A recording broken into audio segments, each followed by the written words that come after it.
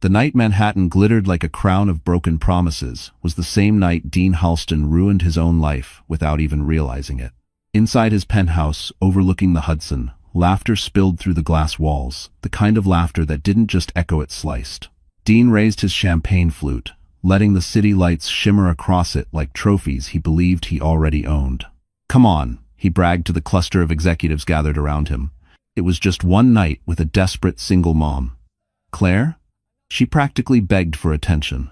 His smirk deepened. Women like that don't cost much. The room erupted in cruel chuckles. Not one of them noticed the intern standing in the shadowed hallway, phone trembling in his hand as he accidentally recorded every word. Not one of them imagined those words would travel far beyond that penthouse, faster than the champagne bubbles popping at their feet. Dean strutted across the room, drunk on ego, waving his Mont Blanc pen like a scepter. "Trust me," he sneered. "Women like her cling to any man who looks their way. People like Claire Whitmore don't change your life." But he was wrong. Because Claire Whitmore, the woman he mocked so easily, wasn't just a single pregnant nobody. If you haven't, sir. She was 5 months pregnant, yes. She was exhausted, juggling a toddler's medical bills, yes. She was fighting every day to stay afloat, yes. But she was also the estranged daughter of Benjamin Whitmore, a billionaire whose influence stretched across every skyline Dean worshipped, a name powerful enough to end careers or erase them. And Dean had just mocked her in the most brutal way possible. The intern pressed stop on his trembling phone. His heartbeat roared in his ears. The things he had just heard could destroy a man or save a woman. He hesitated, unsure what to do next. But fate didn't. Because within 24 hours, that recording would land in the hands of the one person Dean should have feared most. And Claire Whitmore's quiet world would begin to shake not from heartbreak this time, but from destiny. Morning light crept through the thin curtains of Claire Whitmore's tiny Brooklyn apartment, landing softly on the face of the little boy sleeping beside her. Liam, 3 years old, his breaths uneven from another night of asthma. Claire brushed his hair gently, her palm trembling from exhaustion. 5 months pregnant, running on barely 4 hours of sleep, she pushed herself upright, feeling that familiar ache travel up her spine. The world thought she was invisible, and for a long time, she preferred it that way. Claire moved quietly through the cramped kitchen, stepping over a stack of medical bills she couldn't bring herself to open yet. The old refrigerator hummed, louder than it should, matching the tension in her chest. She poured herself a cup of instant coffee, the kind she bought on sale because every dollar mattered. For Liam, for the baby, for survival. Then, her phone buzzed. Another headline. Another cruel twist of Dean's words circulating online like wildfire. Single mom throws herself at executive for a job. One night stand turns desperate. Claire W. Claire closed her eyes, breathing through the sting. She had spent years rebuilding herself after her painful break from the Whitmore family. She wanted a simple life, a quiet life where her last name meant nothing. A life where she was just Claire, not the estranged heiress of a billionaire empire. But now the world wasn't letting her stay hidden. Not anymore. She gathered Liam's inhaler, his lunch, her tote bag filled with design samples, and the prenatal vitamins she often forgot to take. Every task felt heavier, as if grief and fear had weight. But she kept moving. She always kept moving. At the subway platform, she held Liam's hand while balancing her expanding belly, aware of the stares. Some sympathetic, others judgmental. When they boarded the crowded train, Liam leaned against her shoulder. "Mommy," he whispered, "are you sad?" Claire kissed his forehead. "No, baby, just tired." But that wasn't true. Inside, she was breaking. Yet beneath that, breaking was a spark she thought she'd lost long ago. The spark of the woman who once walked away from unimaginable wealth because she refused to be controlled. That spark whispered, "You've survived worse. You can survive this too. If you would have a numb." As the train pulled into Manhattan, Claire straightened her coat and stepped into the freezing morning air. Today, she would face her boss. Today, she would pretend everything was fine. She didn't know that her life, carefully built from quiet sacrifice, was already shifting beneath her feet. She didn't know that someone powerful had finally heard her name again. And she definitely didn't know that this time, they weren't going to let anyone hurt her. The elevator doors of Whitmore Tower slid open with a soft chime, a sound Claire hadn't heard in nearly a decade. She stood frozen in the marble lobby, clutching Liam's small hand while the morning crowd swept past her. The towering glass walls, the security desk carved from Italian stone, the shimmering gold logo overhead, all of it felt like a world she no longer belonged to. But she had to be here. Liam's specialist worked in the building's private clinic, one funded quietly by the Whitmore family. Claire chose it because it was the only place she trusted, not because of the name attached. She tried to avoid that name whenever possible. As they walked toward the clinic, the staff nodded politely, too politely. Claire's heart tightened. They knew. Not who she was now, who she used to be. At the reception desk, the nurse looked up and smiled with a warmth that made Claire uneasy. "Miss Whitmore," she greeted gently. "Your father asked us to notify him when you arrived." Claire froze. Her father? He hadn't spoken to her in 9 years. He hadn't even called when Liam was born. She swallowed hard. "Please, don't. I'm only here for my son's checkup." The nurse hesitated, torn, then nodded. "Of course. I understand." Claire exhaled shakily and guided Liam into the exam room. As the doctor began the evaluation, her mind drifted unwillingly to her past. Whitmore banquets, charity galas, private tutors, the suffocating expectation to become the perfect heir. The same heir who had run away at 19, choosing freedom over a fortune. But the world had a cruel sense of timing. The same week her reputation was being shredded online, the Whitmore name resurfaced. A soft knock interrupted her spiraling thoughts. The door cracked open. Connor Reeves stepped inside. Tall, calm, wearing a charcoal coat dusted with winter snow, he filled the room with a presence that made her pulse tighten. She remembered him from the clinic lobby months earlier. Polite eyes, steady voice, the man who had noticed her struggling with Liam's stroller. "Claire," Connor said softly, "I'm sorry to intrude. Your father contacted me this morning." Her stomach dropped. "Why?" "He saw the articles," Connor replied. "He's worried." Claire let out a short, humorless breath. "My father doesn't worry. He manages." Connor's expression didn't change, but his gaze softened. "He asked me to make sure you're safe, not as the Whitmore heiress." He paused.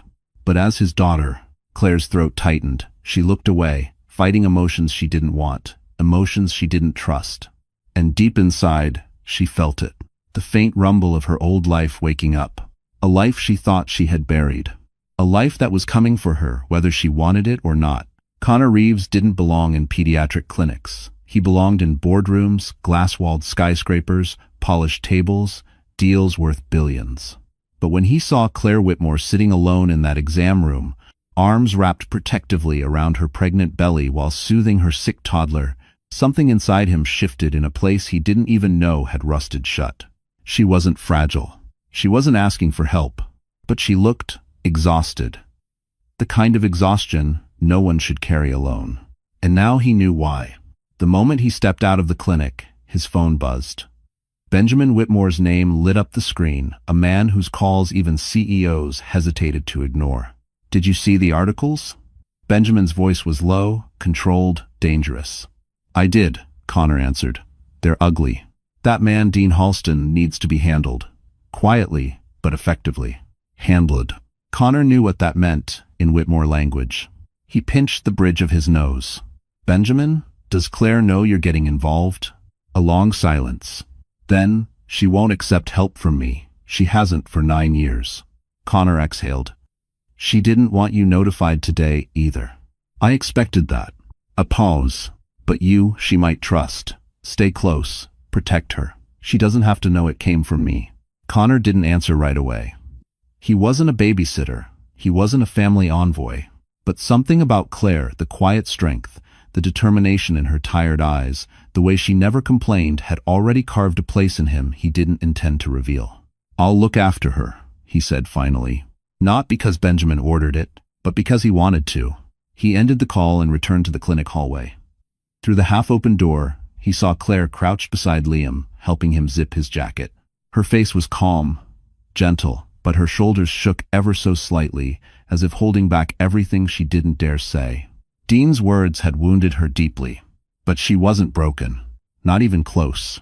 Connor stepped closer, clearing his throat softly. "Claire, there's something I need you to know." She stiffened, bracing herself for bad news. but his voice was steady. "You're not alone in this, no matter what you think." Her eyes flickered uncertainty, disbelief, something like fear. "Why would you help me?" He didn't look away. "Because someone should have a long time ago." What Connor didn't say, what he couldn't say yet, was that he intended to do far more than protect her. He intended to change the story entirely. Connor Reeves wasn't the type of man who involved himself in scandals. He didn't have the time, the interest, or the patience. As CEO of Reeves Capital, he spent his days inside glass-walled boardrooms, negotiating deals that reshaped skylines. He lived far above the noise of petty gossip. But the recording of Dean Halston mocking a pregnant woman, mocking Claire, stopped him cold. Connor had been reviewing partnership proposals that morning when one of his analysts, pale-faced and hesitant, knocked on his office door. "Sir, you need to hear this." The moment Dean's drunken voice filled the office, bragging, laughing, demeaning, the temperature in the room seemed to shift. Connor's jaw tightened, eyes narrowing as every word cut deeper. He didn't know Claire well, but he knew dignity when he saw it, and Claire Whitmore carried hers like a fragile lamp in a storm, shaking, but never extinguished. When the recording ended, Connor leaned back slowly, fingers steepled beneath his chin. "Who else has this?" he asked. "Half the company by now," the analyst replied. "It's spreading fast." Of course it was. The internet adored cruelty. It fed on humiliation.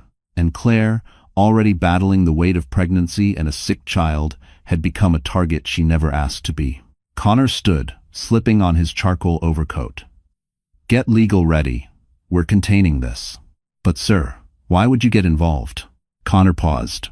He could have said because Whitmore Tower had been buzzing all morning. He could have said because Benjamin Whitmore, one of the most powerful men in Manhattan, had called him twice before noon. He could have said because damaging Claire meant damaging the Whitmore name, and therefore destabilizing a massive financial ecosystem. But none of that was the truth he felt in his chest. "Because she doesn't deserve this," he answered simply. He left the office and stepped into the winter streets, replaying the moment he saw Claire months before, struggling with a stroller, juggling a toddler and paperwork, never once asking anyone for help. He'd noticed her strength then. Now he noticed something else. She had no one fighting for her. Not until now. As he approached the clinic building, a new resolve settled over him.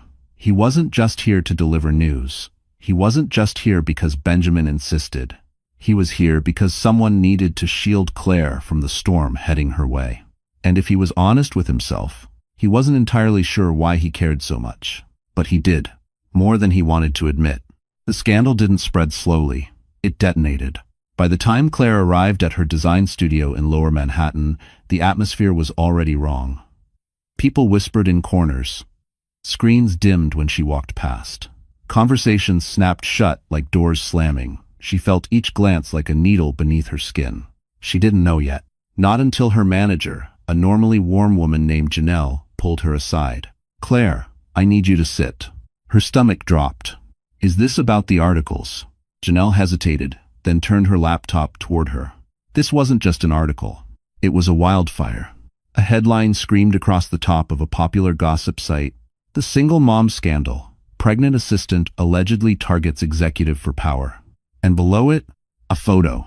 A grainy shot of Claire entering Dean's building weeks ago, Liam asleep on her shoulder. "No," Claire whispered, hand flying to her mouth. "That was after a work event. He offered a ride because it was raining. This is twisted." "I know," Janelle said gently. "None of us believe it, but the internet people are eating it up." Comments scrolled like falling debris. "She planned the pregnancy." "Another gold digger, trying to bag a promotion." "Dean deserves better." Claire pushed away from the desk, breath shaking. I need air." "About laters?" She stepped outside into the winter chill, her palms pressed against her belly as if shielding her unborn child from words that could wound. Snowflakes drifted down, settling on her coat, melting instantly from the heat of her rising panic. She checked her phone. 20 missed calls from unknown numbers. 3 messages from Dean. One from a blocked contact saying, "You should be ashamed." The world was turning against her faster than she could breathe. Then another buzz. A new message. From a number saved simply as Connor Reeves.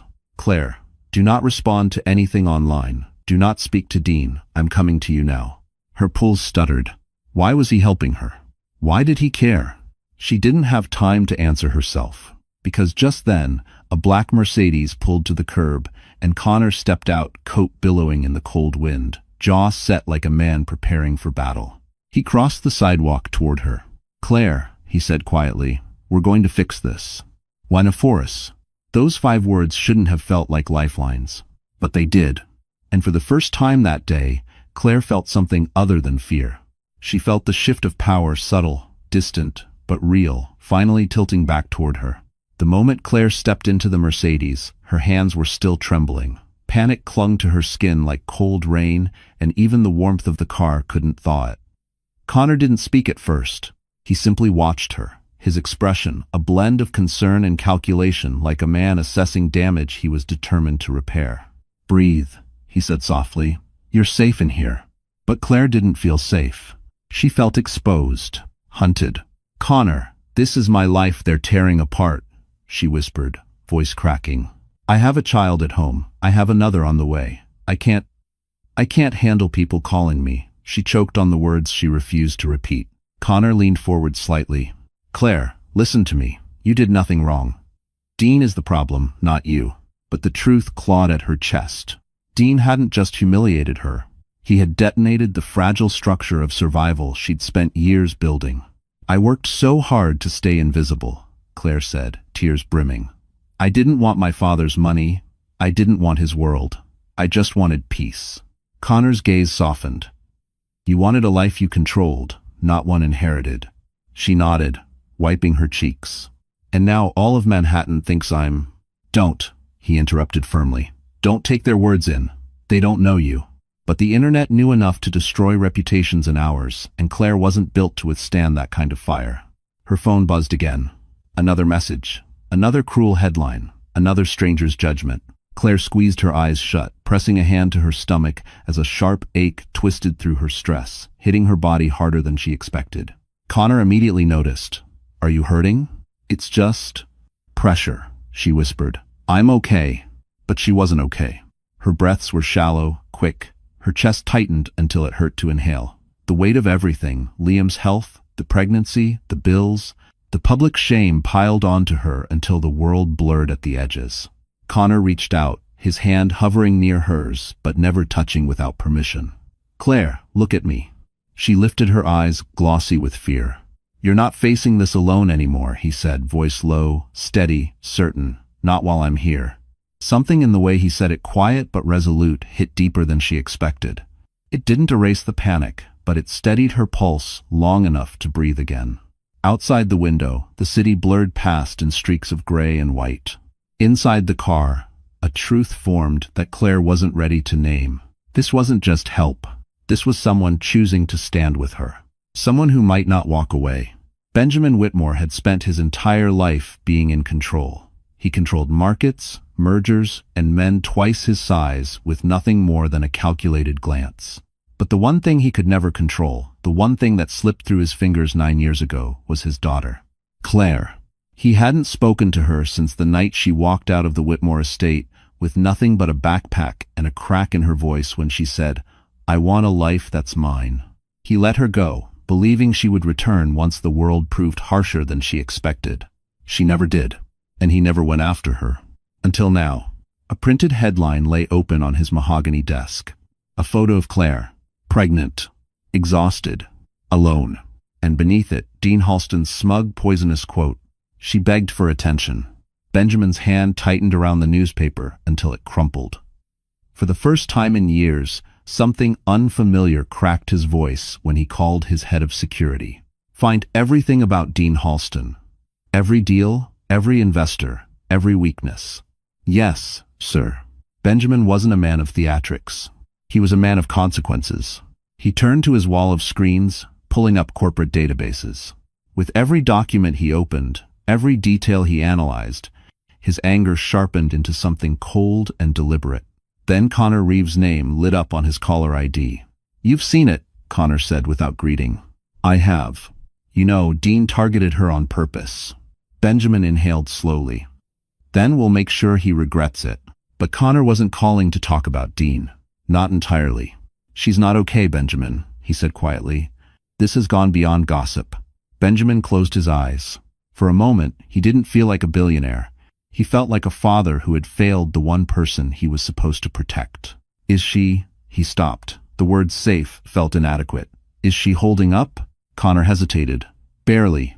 A silence settled between the two men, one built from wealth, the other from responsibility, both connected by a woman who didn't want either of their protection. She won't accept help from me, Benjamin finally said. Then she'll accept mine, Connor replied. But you need to understand this isn't just reputational damage. Dean's words have teeth. If this grows, Claire could lose her job. Her stability, her health. Benjamin's voice hardened. I won't let that happen, Connor exhaled. Neither will I. For the first time in years, Benjamin felt something other than regret.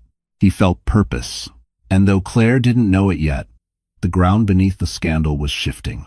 Because when a Whitmore is threatened, and when a man like Connor decides to stand his ground, the storm doesn't swallow them. It swallows the one who caused it. Dean Halston always thought consequences were for other people, lesser people, people without charm, without ambition, without the ability to twist a room full of executives around their fingers. So when rumors about a recording began circulating through Halston Architects, he barely blinked. Someone's exaggerating, he told his assistant with a dismissive wave. These things blow over, but this one didn't. This one grew teeth. By noon, whispers trailed Dean down the hallway like smoke. People avoided his eyes. Conversations died the second he entered a room. Even his closest allies kept a noticeable distance because powerful men didn't fear guilt. They feared exposure. Still, Dean told himself he was untouchable. After all, he had the upcoming gala, his expected promotion, the CEO's favor. A scandal couldn't touch him, or so he believed. Then his office door swung open. Two board members entered stern, silent, and carrying an air of restrained judgment. Dean, one of them said, we need to discuss a matter of urgency. He forced a charming smile. Of course. What's going on? The other board member placed a tablet on his desk and pressed play. Dean's own voice filled the room. Just a desperate single mom. Claire Whitmore practically begged for it. Every vile word, every drunken laugh, every bragging insult, all of it clear as glass. Dean's smile died. Where did you, who gave you? It doesn't matter, the board member interrupted coldly. What matters is liability, optics, character. Dean stood abruptly. This is a private conversation taken out of context. In the morning, Powerless. It was recorded in your penthouse, at a company event, discussing a subordinate employee, the other replied. Legal is already reviewing it. Dean's pulse hammered. This was spiraling. Too fast. Too big. She isn't even important, he snapped. She's no one. Silence. Then the older board member leaned in, voice low and cutting. Her last name is Whitmore. Dean froze. What? Whitmore, the man repeated. As in Benjamin Whitmore, the billionaire, the investor, the man whose signature keeps this company alive. The room felt suddenly airless. And he knows, the board member added. Everyone knows. Dean sank into his chair, the weight of his arrogance finally crushing him for the first time in his life. The board members stood. For now, one said, you're suspended pending review. Do not attend the gala unless instructed. Suspended, humiliated, cornered. As the door shut behind them, Dean gripped the edge of his desk, knuckles white. This wasn't supposed to happen. Claire wasn't supposed to matter. She wasn't supposed to have power. But she did. And for the first time, Dean Halston understood something he had never allowed himself to believe. He had messed with the wrong woman. The snow had stopped, but Manhattan was still wrapped in winter's sharp breath as Claire stepped out of the clinic later that evening. She felt hollow, drained from fear, from humiliation, from the weight of every headline crushing her ribs like a vice. Connor walked beside her without speaking, his presence steady, protective, grounding. When the car pulled up again, he opened the door and said quietly, "There's somewhere I want to take you." "Connor, I'm not really in the mood to go anywhere." "I know," he replied, "but trust me, this isn't about mood, it's about positioning." Positioning, a word used only by men who understood power and intended to change its direction. She hesitated, then got in. They drove north through the glowing Manhattan streets past the shimmering storefronts of Fifth Avenue, the winter lights strung across towering windows, the quiet hum of luxury humming like a secret language. The car stopped in front of a discreet, glass-walled boutique with no name on the door. The kind of place where celebrities entered through private elevators and diplomats shopped without ever being seen. Claire blinked. "What is this?" "A styling house," Connor said. "One that specializes in image reconstruction." "I don't need to reconstruct anything," she whispered. "I just want my life back." Connor held her gaze. "Claire, they've rewritten the narrative around you. You deserve the chance to reclaim it and to choose how you're seen." Tension obvious. People done. Inside, warm light spilled across velvet seating and marble floors. A stylist approached instantly, her demeanor respectful, not judgmental. "Miss Whitmore," she greeted with a graceful nod. "We've been expecting you." Claire froze. "Expecting me?" Connor shrugged lightly. "I called ahead." It wasn't the designer dresses that surprised her, or the floor-to-ceiling mirrors, or the soft classical music looping overhead. It was the fact that for the first time in weeks she saw herself not as a scandal, not as a headline, but as a woman with potential, with fire, with dignity. One gown after another shimmered across her reflection. Emerald silk, midnight velvet, ivory satin. But the one that made the room fall silent was a deep sapphire dress, structured, elegant, powerful, draping perfectly around her growing belly without hiding it. A statement dress. A dress that didn't apologize. Claire stared at her reflection, breath-catching. "I don't even recognize myself." Connor stepped behind her, his voice low. "Good, neither will Dean." She met her own eyes in the mirror. For the first time since the scandal broke, Claire felt something shift inside her. Not fear, not shame. Power. The kind a woman discovers only after the world tries to break her. The next morning, Claire walked into Halston Architects, not as a trembling scandal target, but as a woman carrying a storm quietly beneath her ribs. The sapphire dress was gone. Today wasn't about glamour. Today was about reclaiming truth in the one place where she had been stripped of it. She wore a simple black coat, her hair pulled back, her expression steady. The office buzzed with tension the moment she stepped inside. Whispers crackled in her wake. People watched her the way they watched, approaching thunderstorms, fearful, fascinated, unable to look away. But Claire kept walking. Because today, she wasn't here as an assistant. She wasn't here as a pregnant single mother. She wasn't here as a rumor or a headline. She was here as a Whitmore. And she wasn't alone. Connor Reeves walked beside her calm, composed, a force wrapped in tailored navy wool. His presence alone was enough to part the hallway like a blade. When a CEO entered a building that wasn't his own, people noticed. When he walked with purpose, people panicked. They approached the conference room where a full board meeting was in session. Claire hesitated at the door, breath catching. "Are you sure we should just walk in?" "Claire," Connor replied softly, "you've spent weeks shrinking yourself to survive. Today isn't about survival." He opened the door. "It's about authority." Every head in the room turned. Executives stiffened. Phones dropped. A few even stood instinctively because power had entered, and they couldn't yet tell which person was holding it. Dean was seated near the front, pale, sweating, suspended but unwilling to accept it. When he saw Claire, his eyes widened in disbelief. "What is she doing here?" he demanded, pointing like she was an intruder. Connor stepped forward. "She was invited." "By who?" Dean snapped. "By me," came a voice from behind. The room fell silent as Benjamin Whitmore himself entered, silver-gray hair, charcoal suit, posture carved from authority. The kind of man whose presence didn't just fill a room, it owned it. Every executive stood. Every whisper died. Dean swallowed hard. Benjamin's gaze found Claire not with softness, not with pity, but with recognition. A father who saw his daughter and realized she'd survived without him, and that she shouldn't have had to. "Miss Whitmore," he said formally. "Thank you for joining us." Dean sputtered. She's not, she doesn't have any place in this meeting." "On the contrary," Benjamin cut sharply, "she has every place here, especially considering the damage your actions have caused." Claire felt her knees weaken. Not from fear, from shock, from the exact moment the narrative shifted, away from Dean's lies, and toward the truth she had tried to bury. For the first time, the room wasn't laughing at her. It was listening to her, and she wasn't done speaking. The boardroom emptied slowly, executives departing with stiff collars and lowered voices, each of them realizing they had just witnessed a shift in power far bigger than an internal scandal. Claire remained seated, hands folded over her belly, her breath steady but her pulse racing like distant thunder.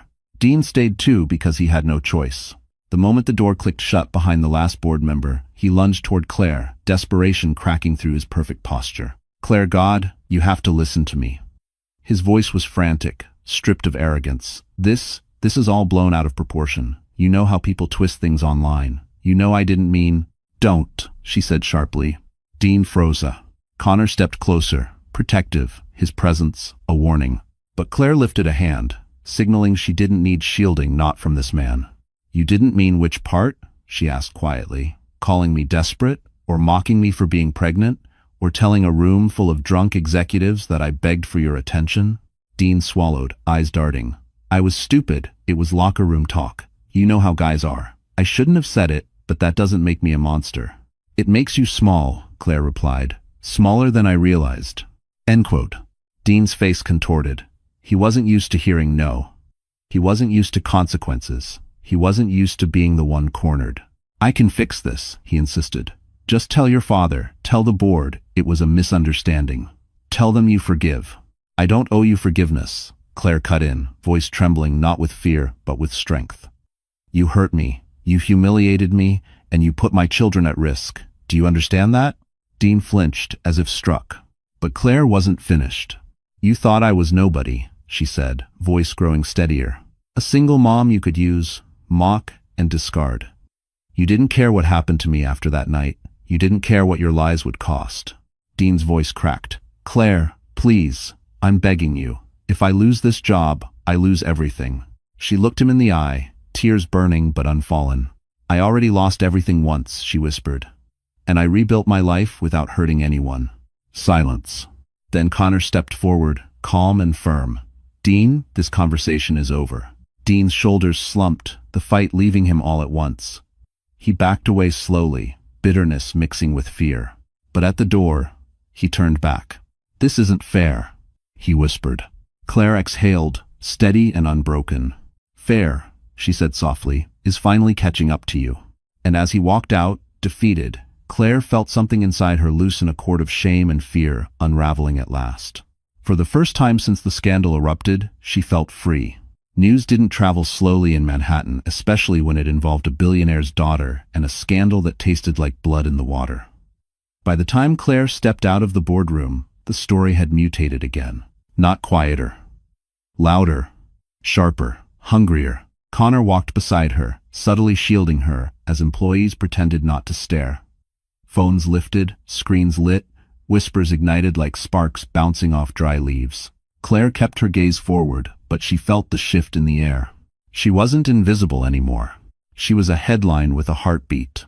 Connor's phone buzzed relentlessly. He ignored the first call, the second, the third. But when the fourth came from his communications director, he finally answered. "Give me the summary," he said curtly. On the other end, a frantic voice rattled off updates. Major outlets are picking it up. They're calling Claire the hidden heiresses and the woman at the center of the Halston scandal. Investors want statements. Reporters are gathering outside your building, and Sir Benjamin Whitmore's representatives are drafting a preliminary press release. Claire stiffened. "A press release? No, Connor. I don't want publicity. I don't want any of this." He ended the call and turned to her. "Claire, the story's out of our hands now." "No," she insisted, voice trembling. "I don't want my children dragged into this. I don't want cameras outside my building. I don't want to be a headline." Her panic rose like a tide, hitting her lungs before her thoughts could catch up. Connor immediately guided her into an empty side office, shutting the door behind them. The noise, the stares, the fallout, it all fell away. "Claire," he said softly, hands braced on the back of a chair. "Listen to me.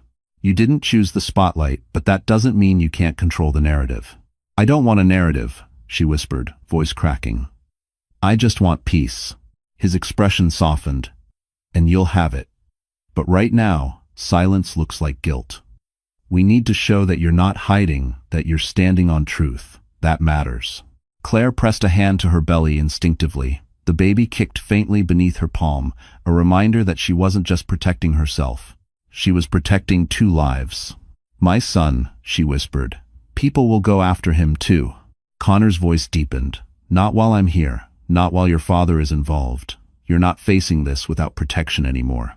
Claire met his eyes steady, unwavering, fierce in a way that surprised her. "Why are you helping me like this?" she asked quietly. For a moment, Connor didn't answer. Then he said the words that would shift the course of everything. "Because someone should have stood for you a long time ago. And I'm not letting anyone fail you again." Outside the office, the world roared. Inside, a new alliance solidified, unbreakable, necessary, and undeniable. Dean Halston had always believed downfall arrived with noise, with slammed doors, shouting executives, or flashing headlines. He never imagined it could come in silence. The kind that settles over a man like ash after a fire he started himself. That silence greeted him the next morning. He walked into the Halston Architects' lobby, expecting respect, maybe pity, but instead found distance, a cold, deliberate distance. Conversations halted. Assistants who once scrambled to accommodate him suddenly found their screens urgent. Even the security guard avoided eye contact. Dean forced a smirk, pretending not to notice. They couldn't possibly know everything yet, right? The elevator dinged open. Inside stood the CEO, Mr. Hartford, his jaw locked, eyes icy. He didn't greet Dean. He didn't even acknowledge him. He simply stepped out and walked past, like Dean was invisible. That was the first crack. The second arrived when Dean reached his office. His keycard didn't work. He swiped again. And again, a red light blinked back, merciless, mechanical, final. "Try it one more time," a voice behind him said. Dean turned to find HR Director Marlene Winters, a woman known for her unshakable professionalism. Today, her expression carried something else. Disappointment. "Dean," she said, "you're not authorized to enter this floor." His chest tightened. "Marlene, come on. This is a misunderstanding. Legal is reviewing the recording. The board is meeting with investors this afternoon. Until further notice, you're suspended." "I already know that," he snapped. "You can't keep me out of my own office." Marlene's posture didn't shift. "Dean, this isn't about office access. This is about the survival of the company." That landed like a punch. "You're a liability," she finished quietly. He staggered back, stunned. He'd been called many things in his life, arrogant, brilliant, selfish, but never that, never something that threatened the empire he helped build. But the world had shifted, power had shifted, and it wasn't shifting in his favor. Dean's phone buzzed. A message from an unknown number. Word of advice, stop fighting, the Whitmores don't lose. His blood ran cold. How far had this reached? How fast? He spun around, scanning the building he once controlled, now feeling like an exile in it. Everyone watched him with the same expression. Not hatred, not fear, pity. The kind reserved for a man who didn't realize his story had ended. Dean stumbled toward the elevator, gripping the railing as if the building itself were tilting. He had thought Claire was nothing. He had thought he was untouchable. But now, as the elevator descended and reflections of strangers avoided his gaze, he understood one brutal truth. This was just the beginning of his fall. Claire sat at a small corner table inside the River Cafe, hands wrapped around a warm cup of tea she hadn't taken a sip from. The gentle glow of Brooklyn's waterfront lights reflected across the window, softening the world outside. It should have felt peaceful. It didn't. She was waiting for the one man she didn't want to see again, but needed to face. Dean Halston. Connor had insisted on coming with her, but she'd told him no. "This is something I have to do alone," she'd said. And he'd respected it, even though every muscle in his jaw said he hated the idea. Now, as the door opened and Dean stepped inside, Claire felt her chest tighten. He looked different. Not smug, not polished, not untouchable. He looked afraid. "Claire," he murmured, approaching carefully. "Thank you for meeting me." She held up a hand. "Sit." He obeyed, a first for him. For a moment, neither spoke. Then Dean leaned forward, elbows on the table. I'm sorry, truly. I never meant for any of this to happen." Claire stared at him. "You said what you said because you believed it. That's the problem." He winced. "It was stupid talk, drunk talk. I didn't know who you were." "That's the point," she replied evenly. "You didn't know me, yet you felt entitled to tear me apart. To lie about me, to humiliate me. Dean swallowed, eyes darting helplessly. I lost everything, Claire. My job, my reputation. There are investors pulling out because they think I'm a liability. You are a liability, she said softly. He blinked, stunned. Claire continued, voice steady despite the ache beneath her ribs. I came here today not because I owe you grace, but because I needed to look you in the eye and tell you the truth. Her hands slid protectively to her belly. I have 2 children to protect, 2 lives depending on me, and you put both at risk. I didn't know, Dean whispered. You didn't care, she corrected. He looked down, defeated. Then he whispered something she didn't expect. Tell your father, I'll do anything. I'll apologize publicly. I'll step away quietly. I'll fix this if he just stops the pressure. Claire exhaled, more tired than angry. Dean, my father didn't do this to you. You did. She stood, pulling her coat around her. Dean looked up, eyes desperate. So that's it? You're really going to walk away while my life burns? Claire paused. Dean, I walked away from everything once, and I rebuilt myself with nothing but my own strength. If your life is burning, it's because you lit the match. She turned for the door, and for the first time in his life, Dean realized no apology could save him, not from consequences, and not from the woman he underestimated. The Plaza Hotel shimmered beneath a canopy of winter lights, its grand entrance buzzing with limousines, velvet gowns, and Manhattan's elite drifting in like glittering constellations. Tonight was the Halston Architects' annual Winter Gala, an event built on prestige, performance, and perfectly curated illusions. But tonight, a different story would take the stage. A story no one expected. A story no one could control. Inside the grand ballroom, crystal chandeliers sprinkled golden light across polished marble floors. Champagne flowed in tall glasses. Conversations hummed with the practiced elegance of people who believed themselves untouchable. Claire Whitmore stepped through the entrance exactly at 8:13 p.m. Every head turned. Her sapphire gown glowed under the chandelier light, structured yet soft, embracing her pregnancy rather than hiding it. Connor walked at her side, not overshadowing her presence but magnifying it. They weren't touching, but the air between them felt charged. And Claire? Claire was radiant in a way the room didn't know how to process.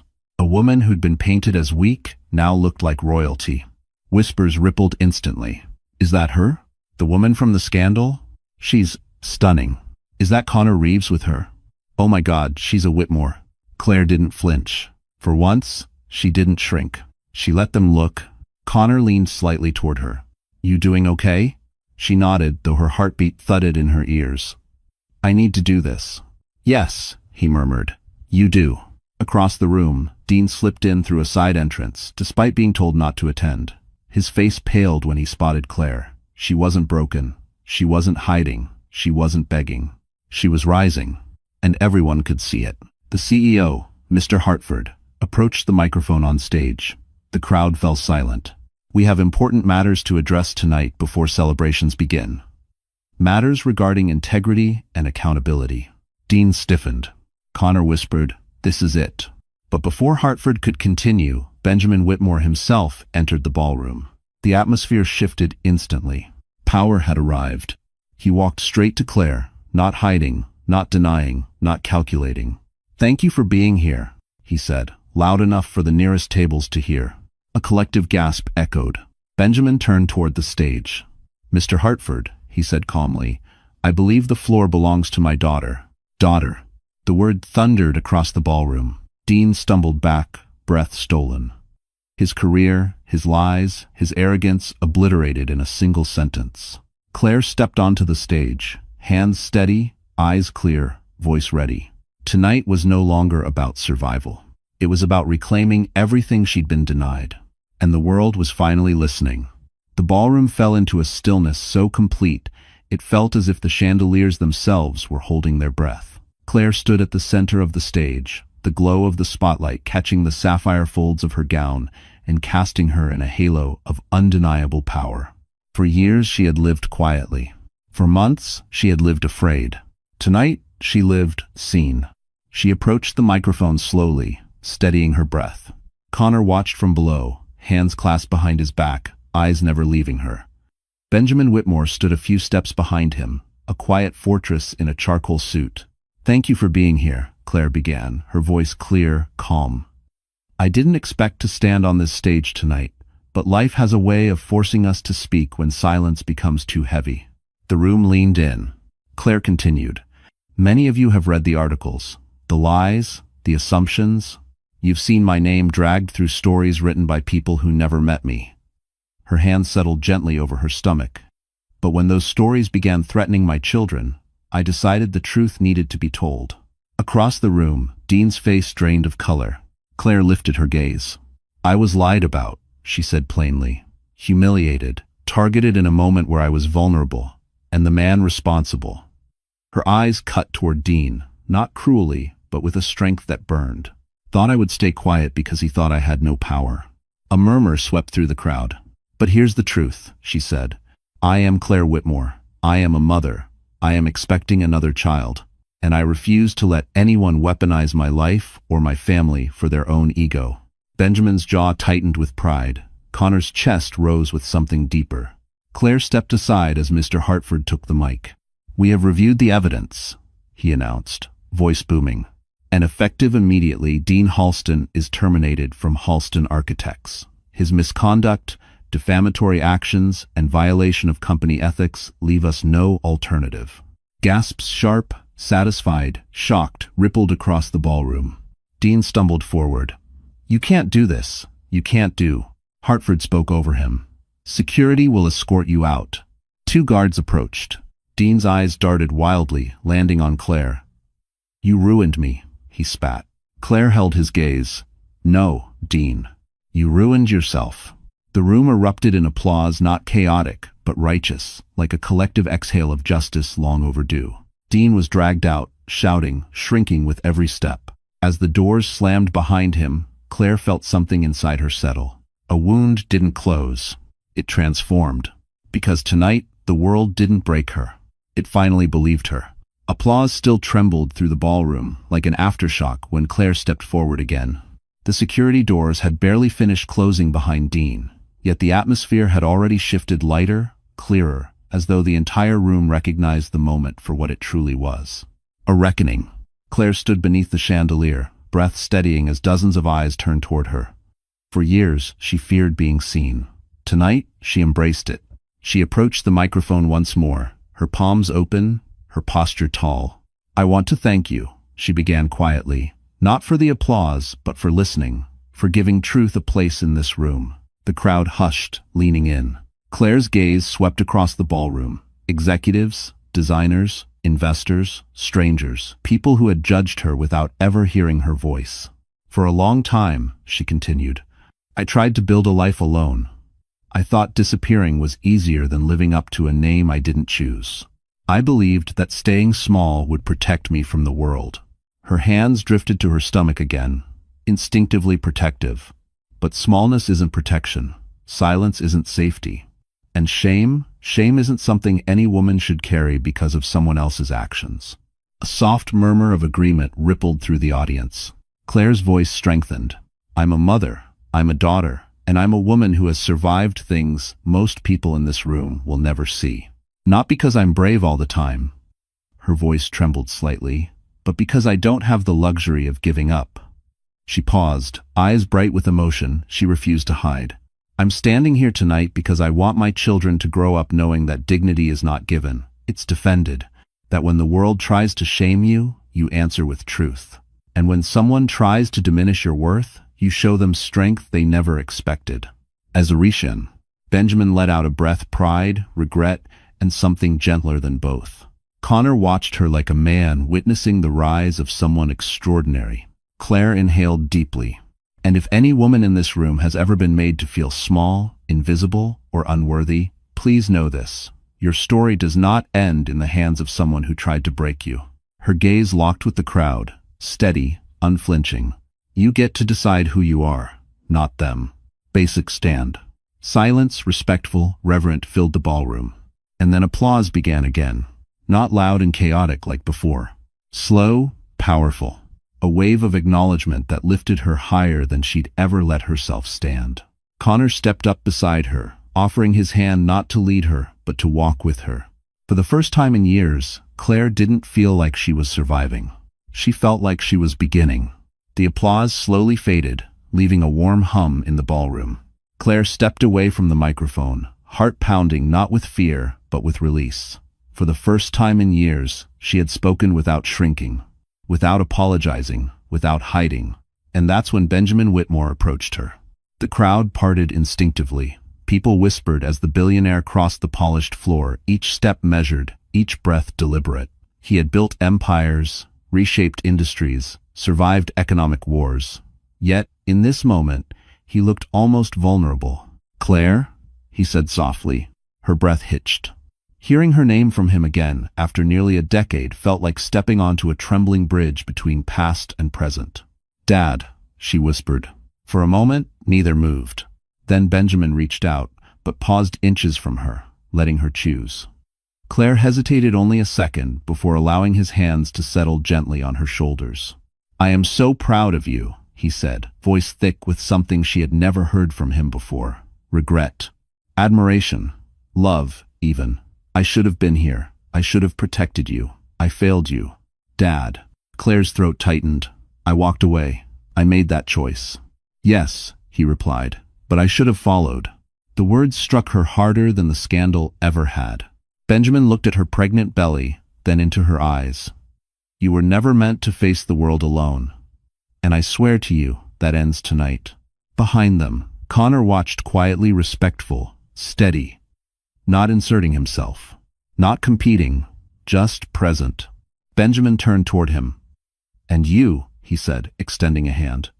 "Thank you for standing with my daughter." Connor accepted the handshake. She stood for herself. "I only made sure she wasn't standing alone."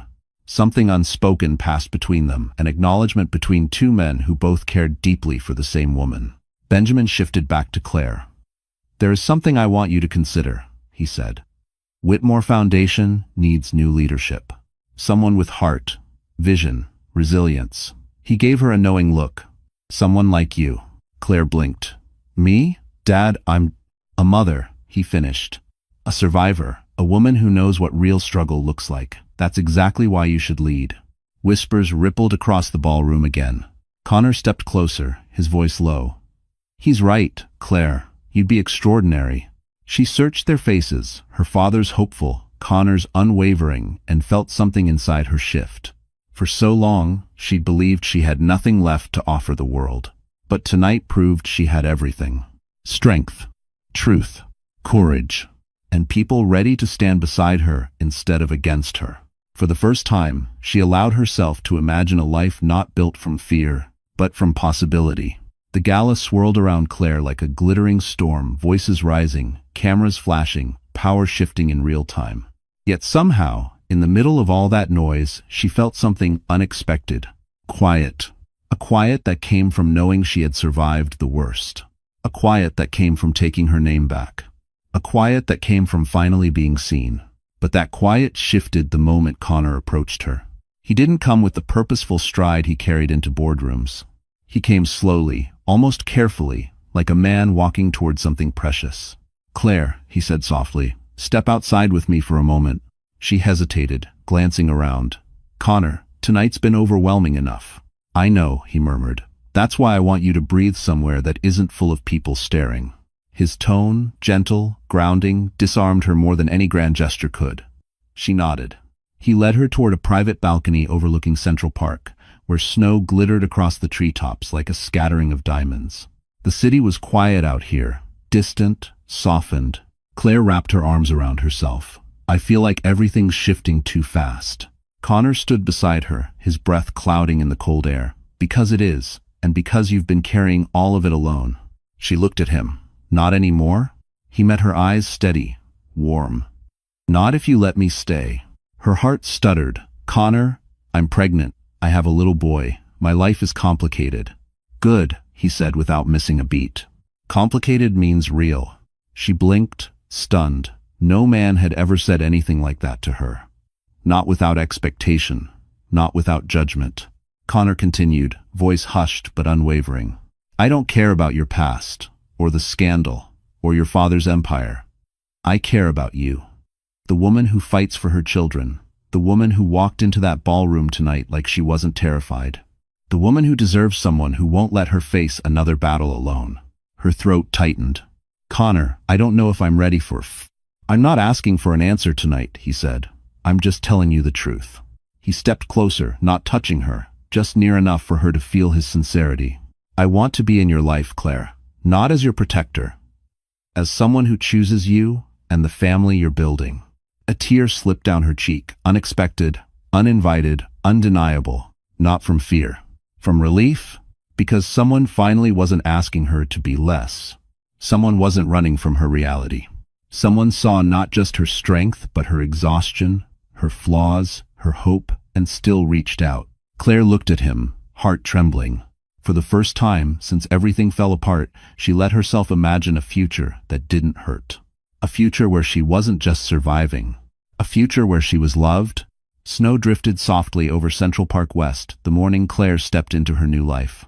Not the life she had run from years ago. Not the life the internet tried to destroy. But the life she had rebuilt, piece by piece, truth by truth, breath by breath. A week had passed since the gala. A week since the world finally saw her for who she was. A week since justice found its target. Dean Halston's fall was swift and merciless. His termination became public record. 3 partners withdrew support. 2 investors demanded audits. His licensing board opened an ethics investigation. And every door he once opened with arrogance now slammed in his face. But Claire was rising. Inside the Whitmore Foundation headquarters, she reviewed the proposal Benjamin had placed on her desk. It wasn't just a job offer.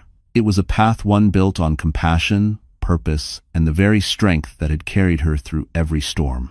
Director of Community Development. A role built for someone who understood hardship from the inside. Benjamin entered quietly, adjusting his cufflinks the way he always did when his emotions threatened to show. I meant what I said, Claire. You don't owe me an answer out of obligation. She smiled gently. I know, but I'm ready. His breath caught. Then, you'll accept the position? She nodded. The pride on his face wasn't loud or boastful. It was soft like a man grateful for a second chance he never thought he'd earn.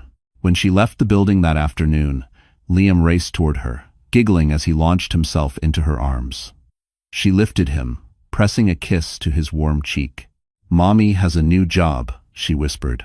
A good one? He asked. The very best. And then she saw Connor waiting by the car, hands in his pockets, expression hopeful, but patient the way he always was with her. He walked toward them, brushing a snowflake from Liam's hair. You ready to celebrate? He asked Claire softly. She hesitated not out of fear this time, but out of disbelief that a life like this could finally be hers. Yes, she said. I think I am. Connor reached for her hand, slow enough to let her pull away if she needed to. She didn't. He intertwined their fingers gently. Claire, I meant every word I said on that balcony. I'm here, if you'll have me. She looked up at him, heart swelling, not with uncertainty, but with clarity. You don't have to fight for me, she whispered. I want to, he replied. And for the first time in her life, she believed someone. As snow dusted, the sidewalk and evening lights flickered awake across Manhattan, Claire realized something powerful. She had not been rescued. She had risen. She had chosen her life, her love, her future. And the world finally had no choice but to respect her. Her story didn't end in pain. It ended in power. Exactly where it should. And just like that, our story comes to a close. But hey, you're still here with us, right? If you've stayed until this moment, it means something in Claire's journey touched your heart in a way you maybe didn't expect. And I want to take a breath with you, right here, right now, to look at this story from a different angle, your angle. Life has a way of testing us in moments we feel the weakest, but the Stoics remind us, the obstacle is the way. Marcus Aurelius wrote that not to sound wise, but to remind us that every hardship hides a doorway. Claire didn't rise because life was easy. She rose because she refused to stay small. And maybe, just maybe, something in you is ready to rise too. Whatever you're carrying, pain, doubt, exhaustion, remember Epictetus's words. You have power over your mind, not outside events. You are stronger than you think. You are worthy of being heard. and you are allowed to start again. If this story gave you even a little hope, a little strength, or a little clarity, don't forget to like, share, and subscribe. We make these stories for you, the ones who stay till the end. You're not alone. Not here.